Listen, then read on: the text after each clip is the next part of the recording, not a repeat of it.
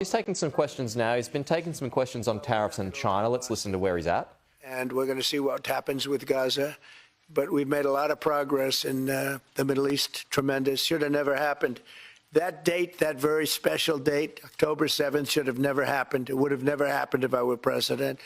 But we'll be stopping that whole situation. Yeah, please. Earlier today, Treasury Secretary Dustin suggested that with the tariff rates as high as they are now, it's effectively an embargo trade between the United States and China. Do you see it that way? That's true. 145% is very high, and it won't be that high.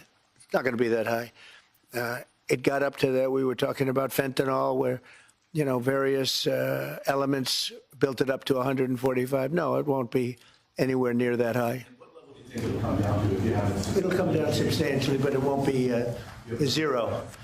It used to be zero. We were just destroyed. China was taking us for a ride, and just not going to have. It's not going to happen. We're going to be very good to China. Have a great relationship with President Xi, but they would make billions and billions and billions of dollars a year, and they would build their military out of the United States and what they made. So that won't happen, but they're going to do very well. And I think they're going to be happy. And I think we're going to live together very happily and ideally work together. So I think it's going to work out very well. But no, it's at 145%. They will not be anywhere near that number. I'm going to talk to Xi, sir. Mr. President, Ray Royce with the Daily Caller. On the work that your team is doing on the border, are you happy with the rate of deportations right now? Oh, it's amazing what they've done on the borders. Thank you for the question, because honestly, it's one of the great successes. We have virtually nobody coming in illegally. We do have people coming in legally because we want people to come in, but we have nobody coming in through the border virtually. We were having hundreds of thousands of people a month come in under Biden. And they came in from prisons, they came in from mental institutions, they came in from gangs in Venezuela and other countries all over the world, not just South America. They were emptying their prisons into the United States. Venezuela emptied its prisons out, but many countries emptied their prisons into the Congo, as an example, in Africa, emptied their prisons into the United States. And we're getting them out. And I hope we get cooperation from the courts, because, you know, we have thousands of people that are ready to go out. And you can't have a trial for all of these people. It wasn't meant, the system wasn't meant. And we don't think there's anything that says that, look, we are getting some very bad people, killers, murderers, drug dealers, really bad people, the mentally ill, the mentally insane. They emptied out insane asylums into our country. We're getting them out. And a judge can't say, no, you have to have a trial. The trial's going to take 2 years. And no, we're going to have a very dangerous country if we're not allowed to do what we're entitled to do. And I won an election based on the fact that we get them out, and we've done an amazing job. Look, we've stopped. Everybody admits, even the radical left, we have got the strongest border we've ever had, even stronger than what I had it for 4 years. We had a great border. We solved the problem, but it's a tad stronger, which is, I don't know if that's disappointing or not to me. I beat my own record, but I appreciate the question. Thank you, Daniel. Monthly CPI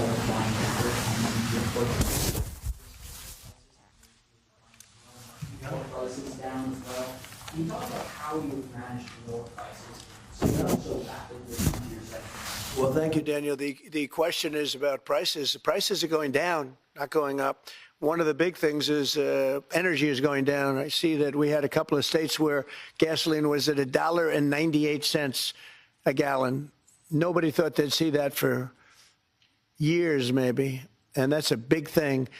And we opened up our wells, we opened up our drilling, we have more product now for sale, and we're also going to be selling outside of the country to a large extent. It's going to bring down our deficits, largely going to bring down our deficits. But if you remember my first week, I was standing here, Paul, and they were screaming about eggs. The cost of eggs have gone through the roof. They were up like 500, crazy, like 4 or 5 times. And we won't have eggs for Easter, they were saying. There will be no eggs. You can't order eggs. They wanted us to order plastic in the shape of eggs. Well, yesterday we had 48,000 people at the Easter hunt they call it the Easter roll at the White House.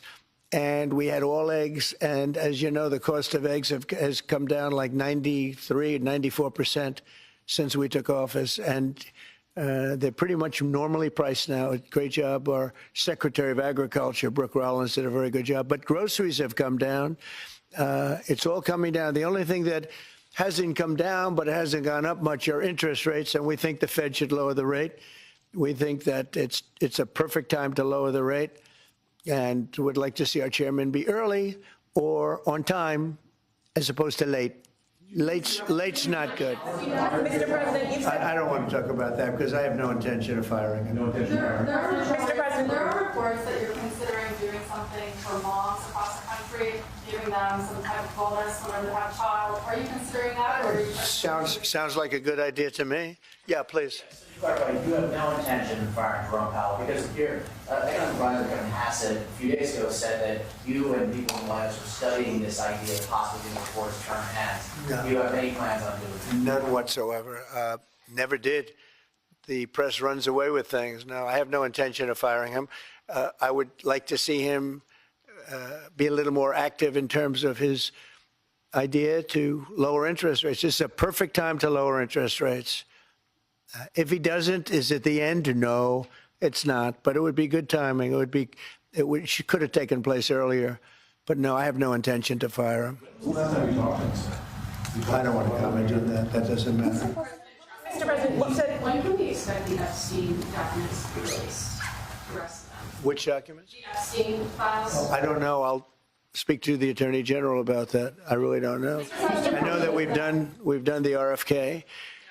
The Kennedy, Martin Luther King is out there very shortly, so we'll find out.